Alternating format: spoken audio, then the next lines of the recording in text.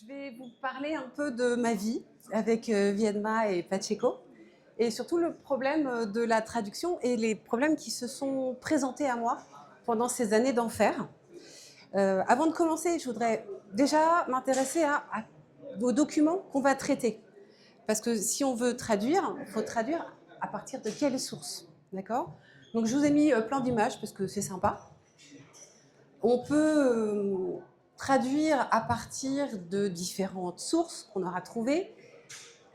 J'aime parler de version licorne quand on a le vrai manuel dans les mains, le vrai livre authentique, écrit par l'auteur. On a effectivement là toutes les possibilités, on peut lire, on peut comprendre mieux. Le seul problème, c'est que si on s'énerve sur une traduction et qu'on balance le bouquin à travers le bureau, là, on a abîmé le livre. Voilà. C'est une source qui est très facile, enfin, qui est très intéressante à travailler. Le seul problème, c'est que comme c'est de l'ancien espagnol, avec, on verra après, un orthographe, une façon d'écrire, une graphie parfois compliquée à déchiffrer, le traducteur va avoir une double, voire une triple tâche. Parce qu'il va falloir déchiffrer, transcrire, presque interpréter et enfin traduire. Donc la version licorne, c'est bien, mais c'est beaucoup de travail. On peut aussi avoir la version hardcore, c'est-à-dire la même chose, mais en PDF, qu'on a réussi à télécharger d'une des bibliothèques. Moi, je me suis vraiment, j'ai puisé tout mon travail sur la Bibliothèque nationale espagnole, sauf que les scans ne sont pas toujours de bonne qualité. Pas du tout. Même parfois, qui n'a pas travaillé sur un scan mal fait avec toutes les lettres qui s'élargissent à la fin. Ces deux documents-là, la version licorne et la version hardcore, en plus, comme ce sont des documents presque authentiques, parfois ils peuvent avoir des problèmes de qualité, des taches, des morceaux de pages manquantes. Merci les souris en général, hein, qui se sont bien nourries pendant tout ça. J'ai pas mis le chrono, Hélène. Ok. Et ensuite, on a une troisième version qui est la transcription, c'est-à-dire que quelqu'un a déjà fait le travail, qui s'est déjà pris toutes les pages pour faire tout le travail de transcription, c'est-à-dire expliciter les abréviations, simplifier les orthographes. Et ça, c'est vraiment, vraiment précieux. Pour moi, c'est la version de luxe. Le seul problème de cette version, c'est qu'on est complètement tributaire du travail du transcripteur. Et parfois, le transcripteur, même avec toute sa bonne foi, il peut oublier des paragraphes. C'est arrivé, par exemple, dans Viedma, où il manquait des phrases et on ne comprenait plus rien. C'est arrivé aussi dans la transcription de Pacheco sur laquelle je travaille avec Manuel Valle-Ortiz de AGA Editora, où en fait, tout travail de transcription, il a fallu revoir des mots qui n'étaient pas bons, des paragraphes qui manquaient, des alinéas et tout ça. Donc, la transcription, c'est bien, mais c'est quand même bien d'aller regarder l'original. Personnellement, j'ai travaillé avec la version hardcore, donc je me suis pris tous les PDF, parce que je suis d'un naturel pas très confiant, et je me suis dit que les transcriptions, peut-être qu'il y avait des soucis, et j'ai bien fait. Alors, ensuite, pourquoi et pour qui on traduit dans le travail la démarche des AMHE, on a trois grands principes, c'est-à-dire traduire la source, trouver et traduire la source, interpréter la source et mettre en pratique l'interprétation.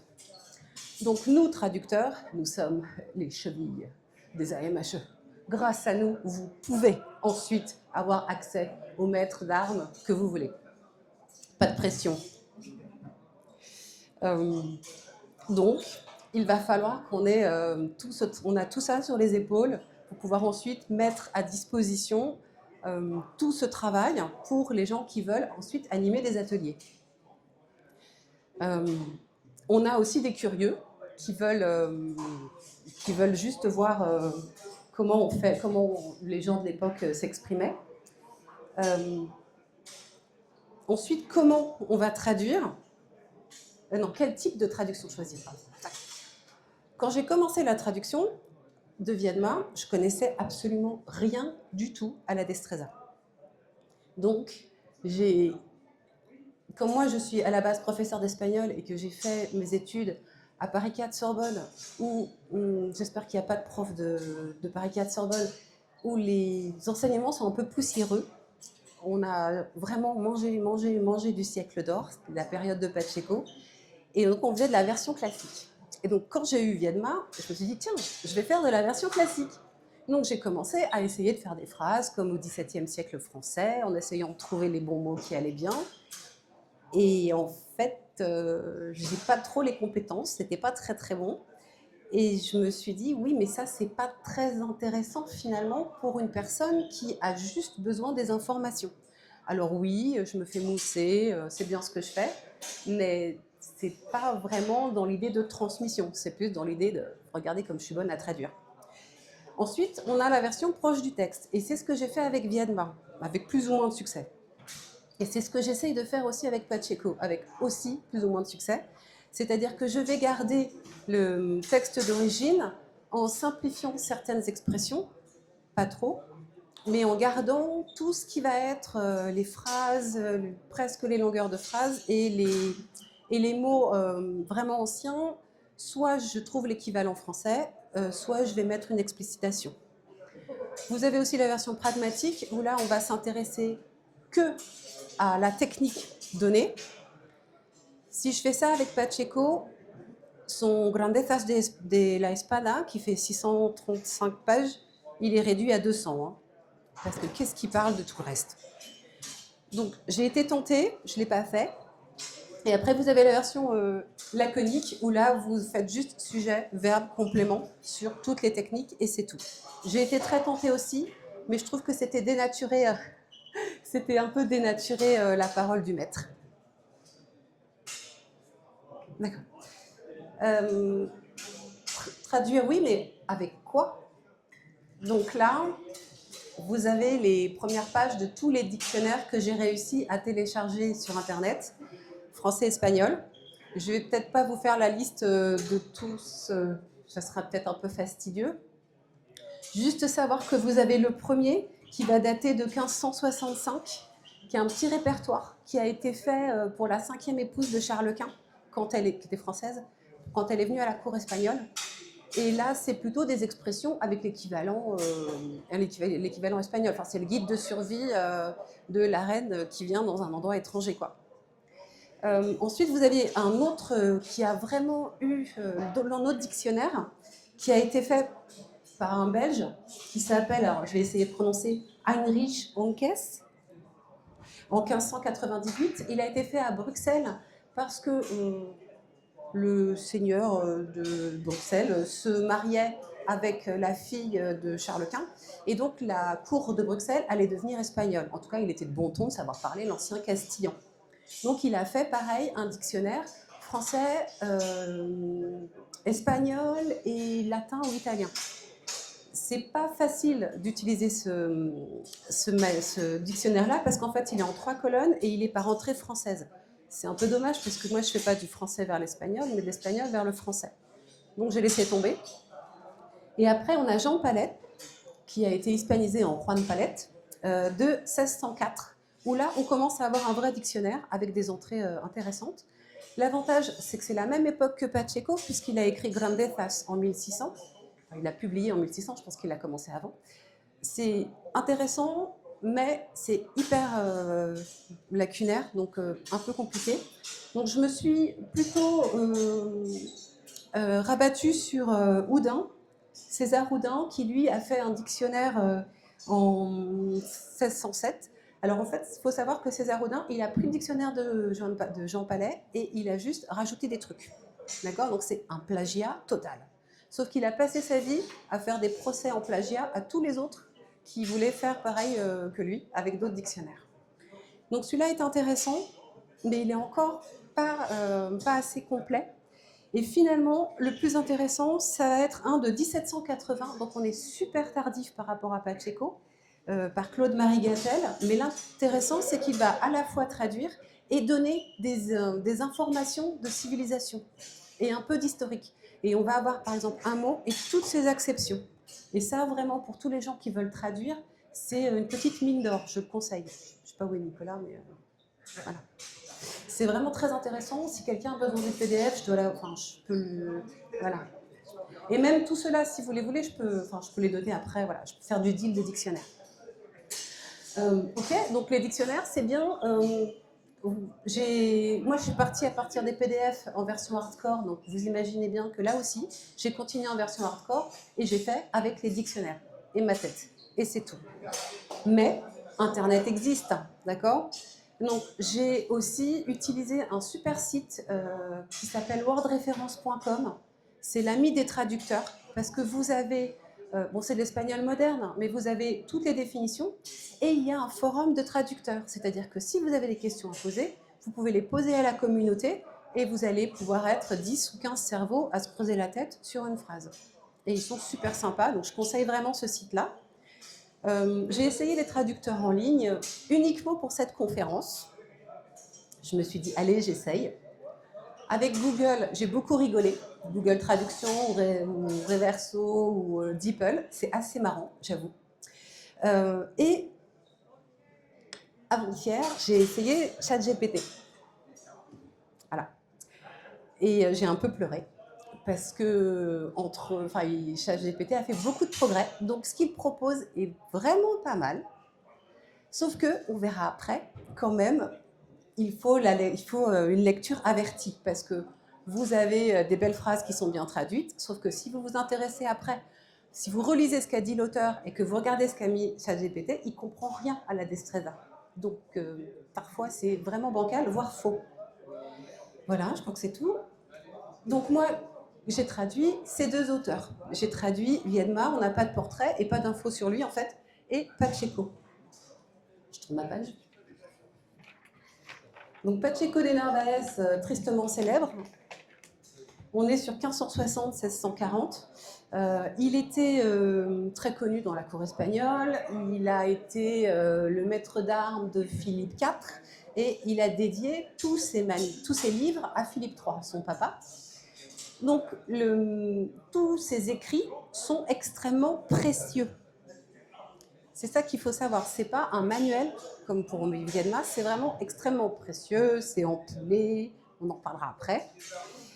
C'était aussi un auteur. Il a écrit quelques comédies et aussi une critique très cinglante contre Quevedo, Francisco de Quevedo, qui est un des auteurs les plus connus espagnols, qui a beaucoup critiqué Pacheco dans ses romans, notamment dans Le Buscón, où il explique qu'il y a une espèce d'escrimeur qui fait de l'escrime mathématique. Et puis finalement, à un moment donné, l'escrimeur perd, évidemment, parce que Quevedo pensait que Pacheco n'était pas très bon, et l'excuse du diestro, c'est de dire bah, de toute façon, l'autre ne faisait pas de l'escrime mathématique, je ne pouvais rien faire. Donc le style de Pacheco est un style baroque, c'est très compliqué à traduire. Et ensuite, on a Viedma. Alors Viedma, lui, il a lu Pacheco. Avant, c'était un escrimeur vulgaire. Quand il a lu Pacheco, il a découvert la lumière, il est rentré du côté clair de la force et il a essayé de vulgariser la parole du maître. Donc ses écrits sont beaucoup plus simplifiés. On est vraiment sur la démarche d'un enseignant qui va expliquer à l'autre comment on peut, avec ou sans lui, progresser. Alors il dit qu'on peut apprendre la destreza grâce à son bouquin tout seul, sans maître. Disclaimer, il le dit bien, c'est quand même mieux si je suis là pour vous parler avec vous. Hein. Et on en reparlera après. Même si son style est pragmatique et simple, il y a beaucoup de difficultés qui fait que le traducteur s'arrache les cheveux. Voilà. Sur le contexte, on est sur l'Espagne du siècle d'or. L'Espagne domine le monde. On dit que sur l'empire de Charles Quint, jamais le soleil ne se couche. Ils ont les Amériques, ils ont l'Europe, ils ont la Belgique par exemple. Ils ont aussi des îles dans le Pacifique. Donc on est vraiment sur un truc énorme. C'est l'apogée de tout ce qui va être littérature, art, spectacle. Philippe IV et Philippe III sont de très grands mécènes. Par exemple, je ne sais pas si vous avez déjà visité le Prado, c'est la collection privée de Philippe III et Philippe IV. On est aussi au niveau littérature avec une grande influence italienne quand même sur le... J'ai oublié le nom, ça va brevier, mais sur la Renaissance et le baroque, on a tout ce qui est les anciens, c'est-à-dire les Grecs, les philosophes qui reviennent à la mode. Par exemple, Pacheco va passer des pages et des pages et des pages à nous citer Platon, Socrate, nous raconter la vie des Spartes, comme quoi ils étaient super balèzes. Enfin, c'est long. Évidemment, ça au milieu de l'explication de la tarot, par exemple. Comme ça, on est sûr de rien comprendre. Donc, grande nation, avec en plus énormément d'argent, parce que vous avez tout l'or des Indes qui arrive, enfin d'Amérique qui arrive. À partir de Philippe IV, en fait, la cour espagnole méprisait le travail. Ce qui veut dire que tout l'or qui arrivait des Amériques repartait directement en Europe dans les manufactures des autres pays. Les rois se sont beaucoup mariés entre eux, ce qui fait que le dernier roi, il était un peu bancal. Ce qui fait que vous avez eu Philippe IV, Charles II, son fils, qui est mort sans descendance. Et c'est là que la cour de France a pris le relais et c'est les Bourbons qui sont arrivés au pouvoir. Donc Pacheco, il est juste avant. Donc il a les prémices parce que même si c'est une grande nation, il y a énormément de guerres. Comme il y a énormément de guerres, on a besoin d'avoir des manuels pour se défendre. Il faut savoir qu'à l'époque, les chrétiens ne devaient pas se tuer entre eux. Donc, si vous regardez tous les livres des maîtres d'armes, ils ne disent jamais tuer l'adversaire, se défendre, l'offenser, le blesser. Mais jamais le tuer, sauf le Turc. Mais il n'est pas chrétien. Voilà. Et il faut savoir aussi qu'à cette époque triomphait le tribunal de l'Inquisition. Donc il était de bon ton d'être très chrétien. Donc pour ça, vous deviez avoir la pureté de sang sur X générations. Vous aviez des diplômes de pureté de sang. Et tous les bouquins que vous deviez publier passaient par le tribunal de l'Inquisition, où il y avait un gars qui lisait et qui voyait si ça offensait ou pas la chrétienté. Donc c'était extrêmement rigide. C'est pour ça qu'il fallait faire très attention à ce qu'on écrivait dans son livre. Voilà, donc ça c'est le contexte. Et maintenant, mes difficultés et pourquoi j'ai passé des nuits blanches. Donc je vais faire un peu de grammaire, désolée. En espagnol, on a le problème du vieil espagnol avec la morphologie, la grammaire, la syntaxe et la sémantique. Comment je fais ça comme ça? Tac. D'abord, au niveau de la morphologie, on a une orthographe extrêmement différente. Mais on a la même chose en français. Par exemple, les S qui sont écrits en F, les Y, les I qui sont des J, enfin, toutes ces choses-là, on les retrouve. Donc, si quelqu'un a l'habitude de lire du vieux français, ça ne va pas être une difficulté. Pour un néophyte, c'est difficile. Si vous passez ça à l'OCR pour vous simplifier la vie, c'est mort. N'essayez même pas, vous avez des accents et des circonflexes et des tirets partout, ça ne marche pas. À l'époque, pour économiser de l'argent sur l'impression, en fait, on abrégeait beaucoup les mots. Donc tous les mots à la fin, vous allez les retrouver, mais avec une voyelle et une petite tilde au-dessus. Par là, par exemple. Alors ça, c'est le S. Ouais. Et vous aviez aussi... Il est là. Là, par exemple, vous voyez, si vous regardez ici, ça se dit pas raso, mais razón, conclusión ou excelencia. Donc à chaque fois, on enlève le N, on met une tilde sur la voyelle et ça fait une nasale. Si vous ne le savez pas, vous ne comprenez pas. Après, il faut le savoir. Ensuite, vous avez aussi des mots qui vont être abrégés. Alors là, je me suis trompée. Ou en fait, pareil, pour économiser, ici, on va mettre des accents qui ne sont pas toujours les mêmes, sinon c'est pas drôle. Donc vous allez avoir des tildes sur le Q pour faire que. Ça, par exemple, AQL, ça veut dire aquel. Ici, PORQU, ici c'est porque. Et il y en a d'autres, mais là je vous ai mis des trucs un peu simples, parce que sinon je vais passer 3 heures à vous lister toutes les différenciations et vous allez me détester. Donc ça va être des difficultés de lecture, mais une fois qu'on l'a explicité, c'est plutôt simple. Ensuite, je ne sais plus où j'en suis, mais c'est pas grave. Oui. Donc ça va être pour la lecture simple.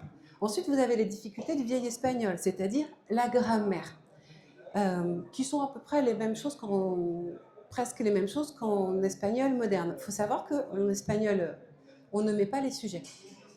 On n'en a pas besoin parce que la forme verbale est différente selon toutes les personnes. Donc vous n'avez pas besoin du sujet.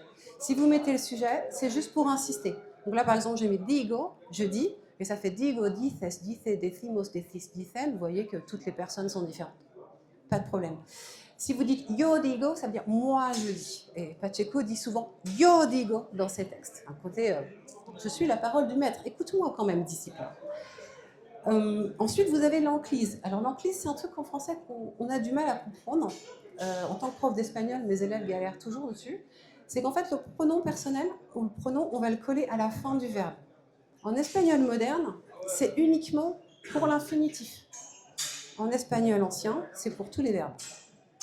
Donc il faut arriver à les trouver. Je vous ai mis des petits exemples ici avec la graphie de l'époque pour que ce soit un peu plus sympa. Donc par exemple, podréis leer, normalement, ça, on ne peut pas en espagnol moderne mettre d'enclise. On dirait les podréis herir. Vous pourrez le blesser. D'accord. Et ça, on le retrouve dans tous les textes d'ancien espagnol. Et parfois même, vous pouvez avoir plusieurs pronoms collés. Comme ça permet d'augmenter le fun.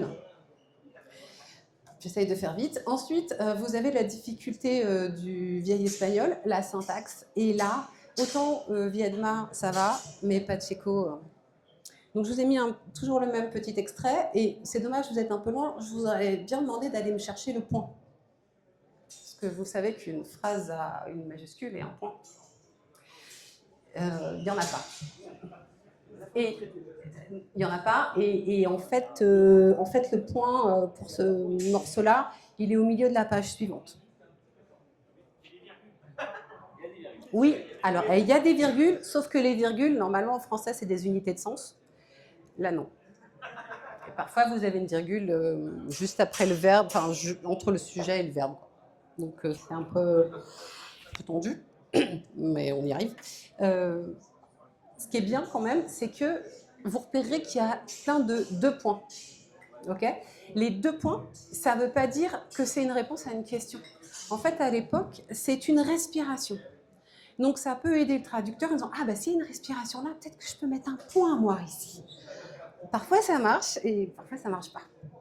Et puis, vous avez des points-virgules. Alors, les 2 points, c'est un espace de respiration plus grand qu'un point-virgule. Okay, vous avez virgule, point-virgule, 2 points, point. Et donc, avec ces 4 éléments, il faut que vous arriviez à trouver ce que vous allez mettre pour votre espagnol moderne ou votre français moderne. J'ai beaucoup pleuré.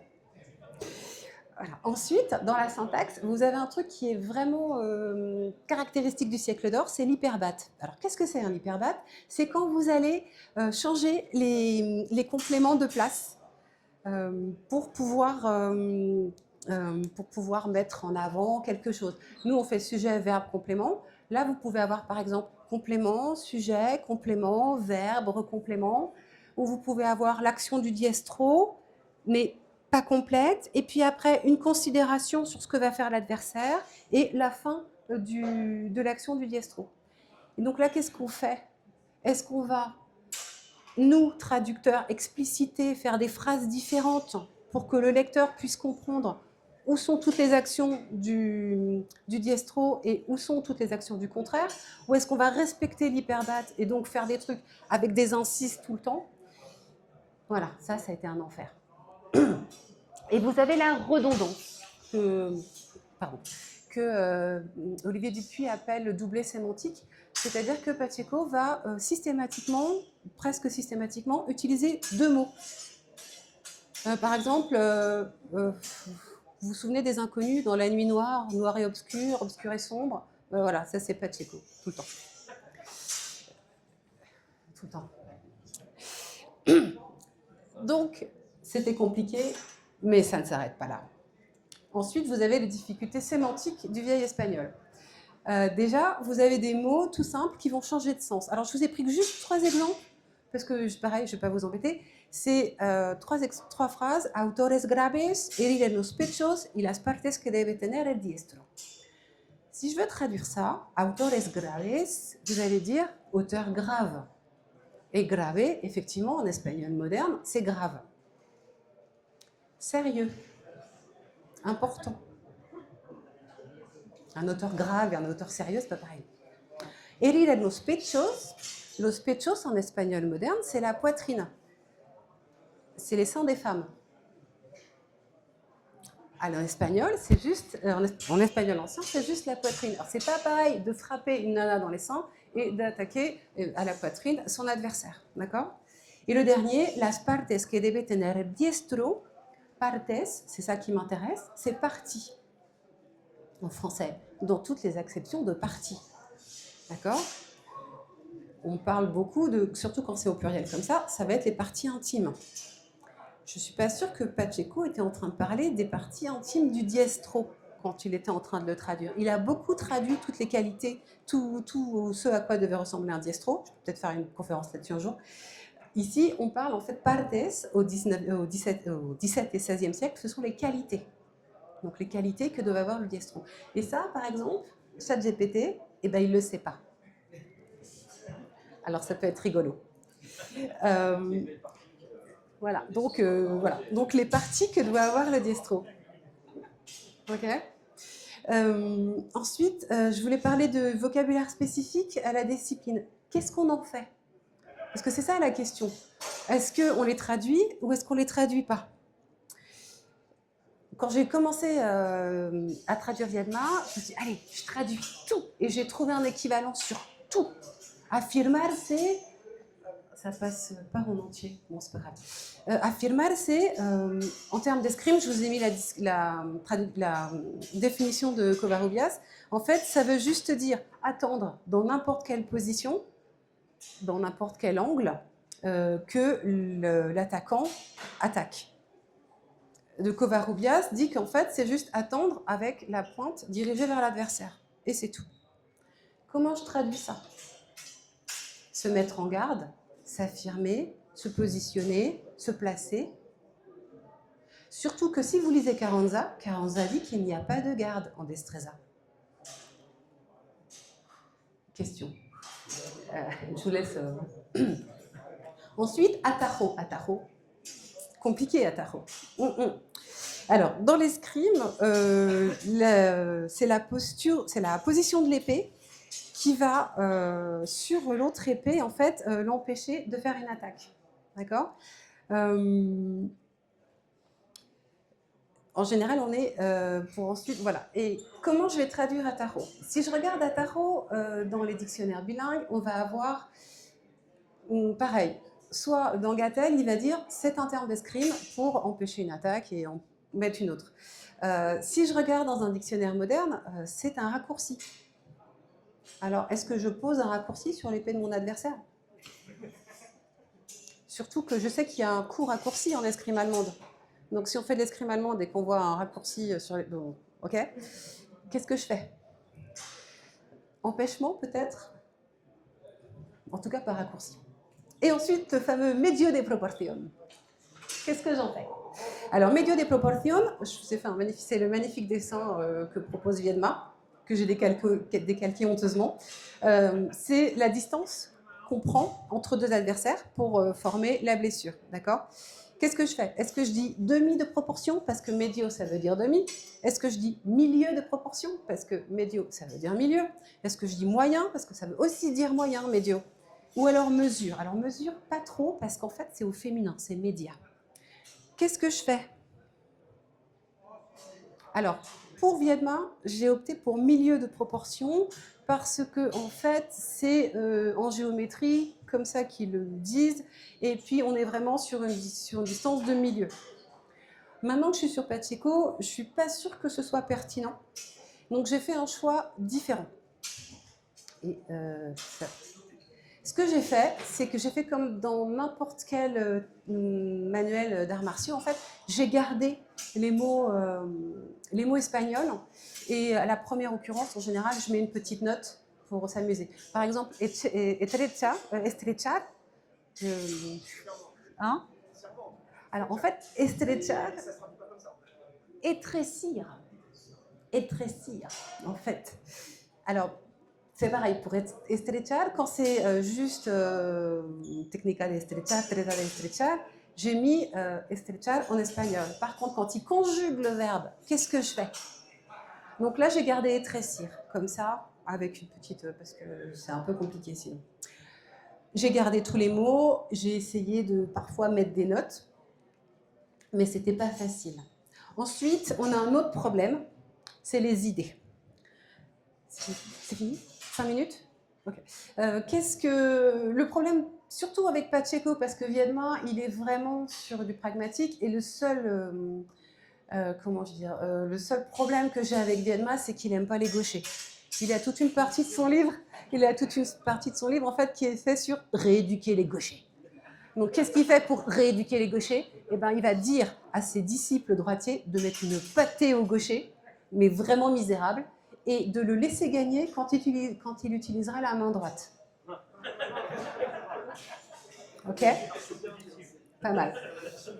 Mon problème, c'est Pacheco. Parce que Pacheco, le bon diestro, de toute façon, c'est lui. C'est-à-dire, c'est un mec pas trop grand, pas trop petit, brun, avec les cheveux frisés, avec une voix grave, pas une voix de femme, et qui est musclé, mais pas trop. Voilà, c'est Pacheco. Et il a énormément de considération sur les gens qui sont un peu trop flegmatiques parce qu'ils sont efféminés. Le gaucher, bah, c'est le diable de toute façon. Et ce qui est très très drôle, c'est qu'en fait, ces deux hommes sont traduits par une femme gauchère avec les cheveux roses. Voilà. Donc qu'est-ce que je fais de ça? Est-ce que je traduis aussi ça? Est-ce que je transmets leurs paroles? Oui, non. Est-ce que je censure? Bon, j'ai fait le parti pris de laisser passer. Voilà, donc en conclusion, en fait, j'ai choisi une approche proche du texte, un peu pragmatique, mais vraiment proche du texte, avec des... Vous verrez, hein, il y a plein de notes de bas de page dessus. Et voilà. Je travaille en ce moment avec Valle Ortiz sur la transcription de Grandezas de España, qui va peut-être voir le jour d'ici 1 ou 2 ans. Mais comme moi, je ne peux pas m'empêcher d'aller chercher les infos et que Manuel Valle Ortiz, lui aussi, il voulait faire une transcription critique avec les citations de tous les Grecs et anciens que Pacheco cite. Moi, j'ai voulu regarder tous les mots de vocabulaire et donc j'ai explicité en citant les dictionnaires et parfois aussi les points de culture qui permettent de comprendre. Donc, on est sur une traduction critique. Je sais pas, j'espère 1 ou 2 ans. Là, j'ai terminé de tout traduire. Je suis en train de relire et j'avoue que je pleure des larmes de sang parce que quand je regarde Viedma, et notamment Viedma qui avait des difficultés qu'à l'époque je ne voyais pas parce que je ne connaissais pas l'escrime et je ne pratiquais pas, donc il va falloir qu'on le revoie. Je suis désolée, il va falloir bosser dessus. Et c'est pareil, vous avez déjà les préliminaires et la première et deuxième partie de Pacheco qui est en accès libre sur SpanishWord.org. Mais j'ai relu et il y a aussi quelques erreurs, donc là, je suis en train de travailler dessus et voilà. J'espère rendre un travail acceptable d'ici 1 an. Voilà, j'ai fini. Je suis dans les temps. Yes.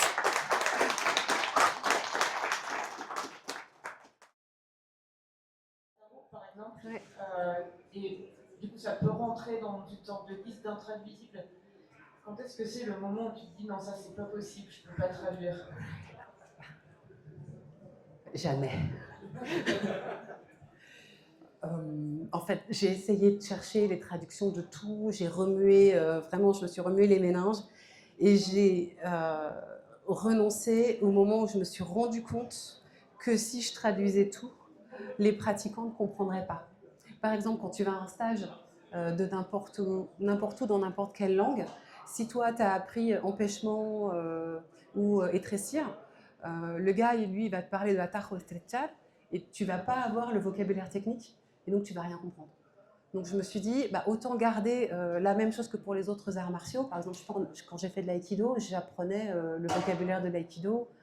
Voilà, donc c'est ce que j'ai fait, mais j'ai été contrainte et forcée voilà, par la réalité. Voilà. Est-ce qu'il y a des questions? Juste un truc sur ce qu'on a vu un peu avec Daniel, c'est d'accord. Oui. Sur ChatGPT, on sait un peu avec Damien Olivier, je sais pas si Oui. Et on appelle l'école espagnole forcément. Et en fait, il faut lui apprendre. On lui a créé une zone. Mais faut pas! Faut pas! On lui a enseigné des formulations. Mm. Et évidemment, il commence à sortir des choses. Mm. Mais il faut le conditionner. Si on n'arrive pas à lui apprendre, par contre, il faut rester critique. Parce que justement, si on lui a mal appris, si on ne lit pas, il y a des choses un peu bizarres. Et en fait, ChatGPT, on peut commencer à lui apprendre. Pareil sur les OCR, ça c'est la OCR avec l'IA. Quand on commence à lui expliquer, tiens, tu vois tel symbole avec une clé, c'est qui, etc. Et en fait, on va réussir à le faire. Okay. Il faut l'entraîner, il faut l'apprendre. Et puis peut-être qu'à terme, on aura des outils qui nous permettront instantanément en langue ancienne, transcrire avec l'OCR et le traduire en direct. Avec une lecture, c'est le traducteur, ils sont en train d'exposer, je suis en train d'attendre. Mais ça va faire gagner un temps peut-être qu'à terme, on va arriver à ça. Juste au milieu, c'est vrai que des OCR pour les textes anciens, il y en a maintenant. Ok, super. Qui sont même pour les écritures de manuscrits, qui sont en train d'être. Oui, j'ai formés. vu ça, j'ai vu un. Et c'est pas encore totalement bon. Puis surtout, le problème, c'est le manque de corpus pour les éduquer. Mais ça commence. Alors, moi, je suis née au XXe siècle, je suis une vieille. Je trouve ça super. Le seul problème, c'est que ça fait fondre la banquise et que ça tue les ours polaires. Donc, je préfère continuer comme ça. Voilà. Quitte à relire après, je sais, hein, j'ai vu qu'il y avait des belles choses, mais pour l'instant, je reste avec mes dico. C'est pour ça que je prends 5 ans. Notre question.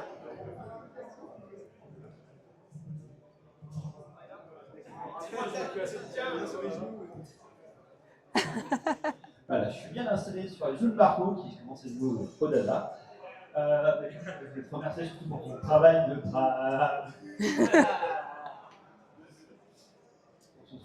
On sait qu'on vient de là pour travailler la Lestresa. Et c'est vraiment un texte qui est agréable, qui effectivement des fois est dans son jus d'écriture parce que peut-être un peu moins de Pacheco, mais c'est vrai que des fois elle commence à partir dans tous les sens. Mais t'as pas lu Pacheco, c'est pire. Oui, mais c'est pas que le travail aussi. Et ouais, et du coup, merci déjà pour ton travail qui est quand même assez important. Comme tu dis au début, vous êtes vraiment les chevilles et voire même le squelette de notre discipline. Sans traduction, on n'avance pas. Mais je fais toujours des trucs alambiqués, mais tout le monde le comprend. Ouais, donc du coup, merci. Et on remarque que la question vraiment que j'avais, c'est quand tu parlais de respiration, c'est du coup entre les points, les virgules et les deux points. C'est des choses qui sont prévues en fait quand le texte est lu, finalement. Effectivement, c'est vraiment une question que je me suis posée pour les deux traductions. C'est que j'ai vraiment l'impression que c'est le maître qui parle. Je ne suis pas bien sûre que ce soit lui qui ait écrit. Je me demande dans quelle mesure il n'a pas dicté les textes. Parce que, après on verra, mais dans la façon dont sont formées les phrases, on est vraiment dans de l'oralité. Donc c'est vraiment on n'était pas à l'époque, on ne sait pas. Mais je pense qu'on est sur quelque chose d'oral qui a été transcrit. Pas sur quelque chose de complètement rédigé. Potentiellement, ouais. Enfin, c'est mon interprétation, là, après, Et ensuite, ce qu'il faut savoir, c'est que quand, par exemple, il va expliquer une technique, Pacheco, il va commencer sa technique, il va la finir, donc tu vas avoir un point à la fin de la technique, mais entre le début et la fin, il va y avoir 25 000 considérations, 400 inserts, et donc tout ça, il ne peut pas mettre de point parce qu'il est toujours sur la même technique et toujours sur la même idée. Donc c'est pour ça qu'il va utiliser des points-virgules et des points. Je ne sais pas si j'ai répondu. Ouais.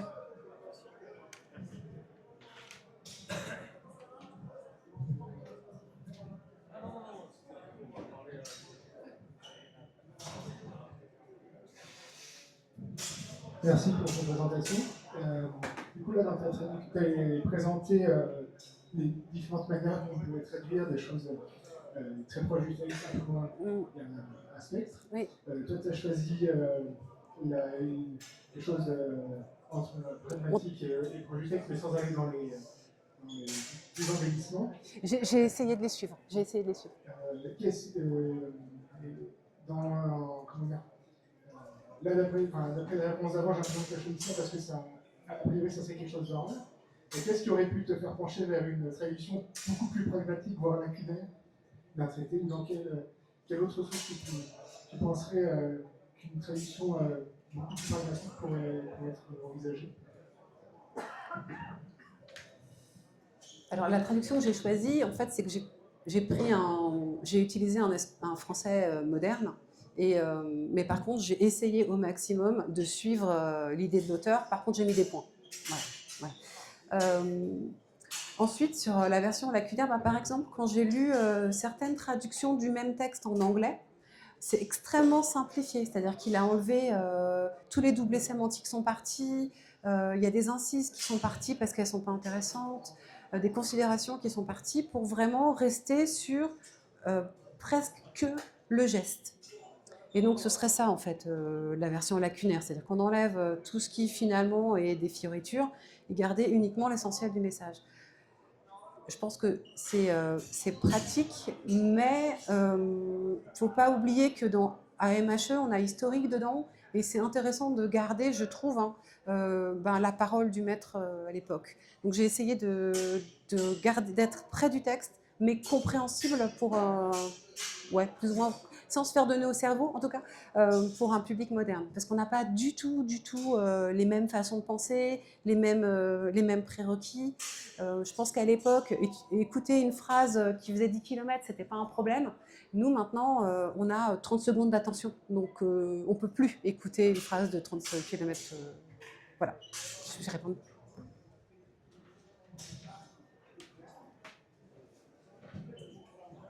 Oui, je voulais juste citer mon prof de latin par rapport à ce que tu viens de dire, qui nous disait toujours qu'il fallait trouver le compromis entre la belle infidèle et le galimatière incompréhensible. Quand on traduisait, Oui. cette idée de ne pas faire de trop belles phrases, mais quand même compréhensible.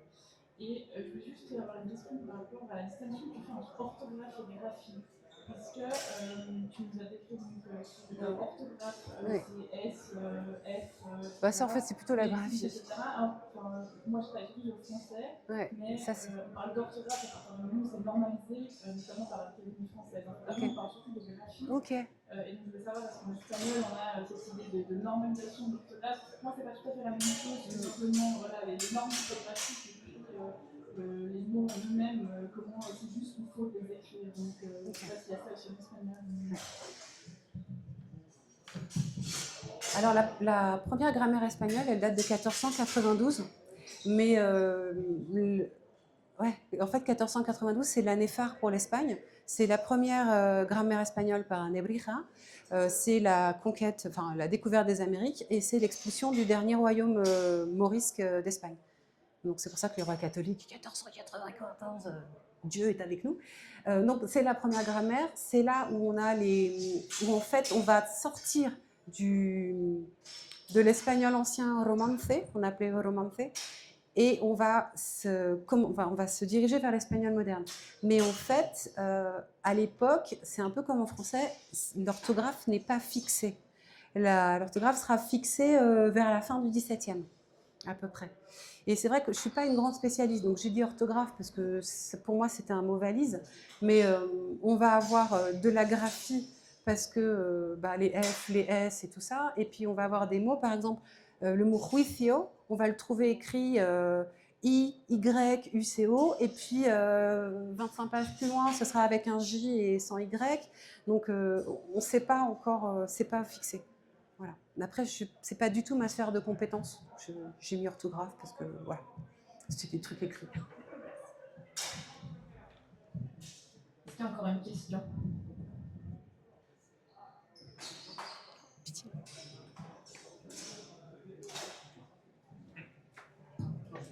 Merci beaucoup. Juste une petite question, du coup, quand est-ce que ça sera disponible et sous quel format?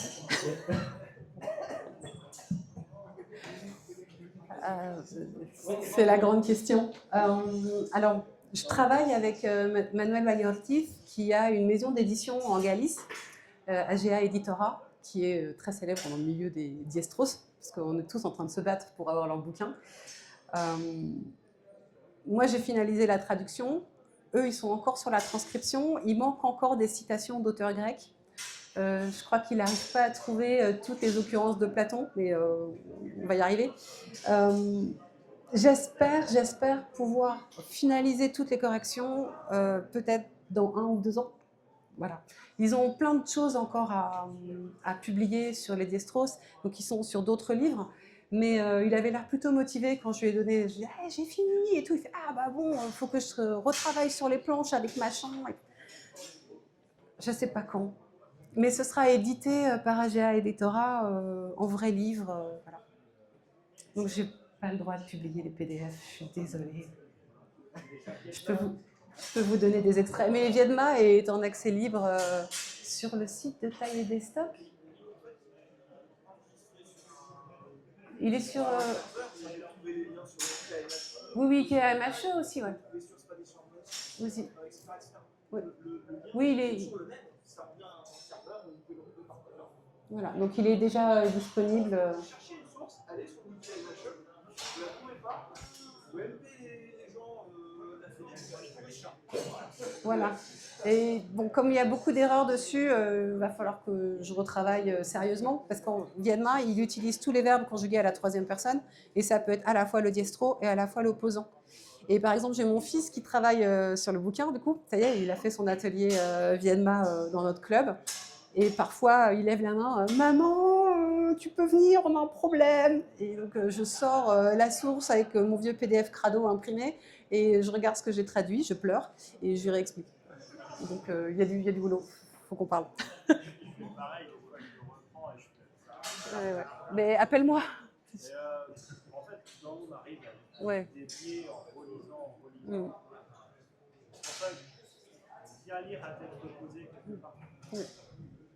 Oui, du coup, ce que je disais, c'est effectivement, en force de relire à tête reposée, c'est pas des textes qu'on va travailler directement en AMH Old School, c'est-à-dire directement lors de la séance. Sinon, on ne va pas sortir grand-chose. C'est vraiment des textes qu'il faut prendre le temps de les lire, de les comprendre, d'essayer de retirer un peu qui va être qui. Pour ça, une fois on retourne un peu, on relit le texte, on retourne un peu au CP et je surligne. Ouais. Et à force, on arrive à tirer quelque chose de toutes ces phrases. Et encore, Viedma, effectivement, n'est pas très alambiqué. Non, il est très simple.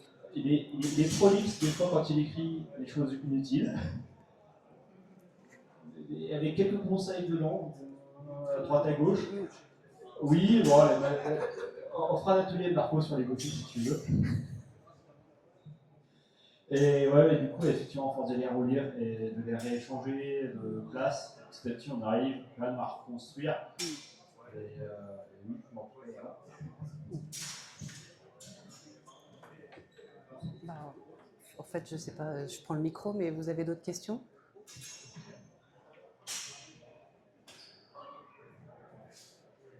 Ok, je vais juste conclure par une dédicace à ma plus grande difficulté pendant tous ces moments de traduction, c'est mon chat. Parce que sa grande spécialité, c'est de dormir juste sur ma main qui est sur la souris. Je ne sais pas si vous avez essayé de bouger une souris avec une tête de chat dessus, c'est pas facile. Voilà. Je vous remercie de m'avoir écouté, j'espère que ça vous intéresse.